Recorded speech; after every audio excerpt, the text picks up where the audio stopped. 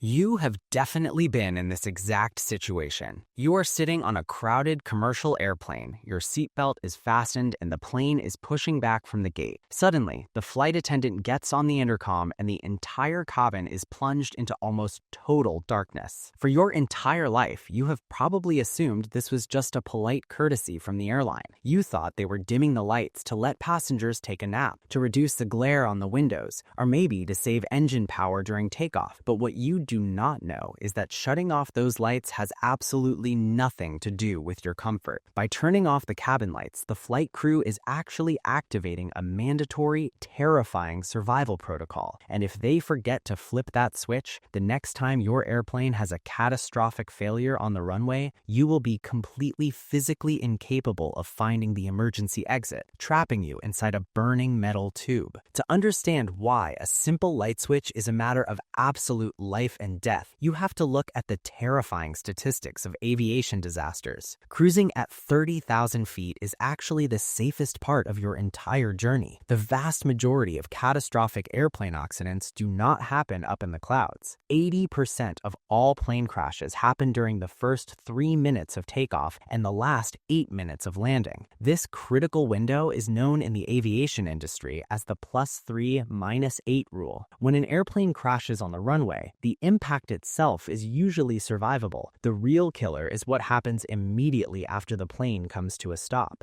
Jet fuel is incredibly volatile, and a ruptured fuel tank will engulf the entire fuselage in a massive fireball in a matter of seconds. The Federal Aviation Administration has a strict, unbreakable law. Airplane manufacturers must mathematically prove that every single passenger can be fully evacuated from the aircraft in 90 seconds or less, even if half of the emergency exits are blocked by fire. If you are trapped in a burning airplane, you have exactly 1 minute and 30 seconds to unbuckle your seatbelt, climb over the terrified people next to you, find the exit door, and slide down the inflatable chute. But there is a massive biological problem standing in your way. If an airplane crashes at night, the massive electrical generators connected to the jet engines will instantly fail. The bright, comfortable cabin lights will violently short out, plunging the interior of the plane into absolute pitch black darkness. Human eyes are incredible organs, but they are incredibly slow to adapt. If you are sitting in a brightly lit room and someone suddenly turns off the power, your pupils need anywhere from 10 to 30 full minutes to completely dilate and adjust to the darkness. If the cabin lights were kept on during a nighttime crash, the sudden loss of electricity would leave every single passenger entirely blind. You would not be able to see your hands, let alone the glowing floor strips leading to the emergency exit. Panic would instantly take over. Passengers would trample each other in the dark, and that 90-second survival window would instantly close. Aviation engineers realized they had to hack human biology. They had to force your eyes to adapt to the dark before the disaster even happened. By dimming the interior lights during takeoff and landing, the flight crew is intentionally forcing your pupils to dilate wide open.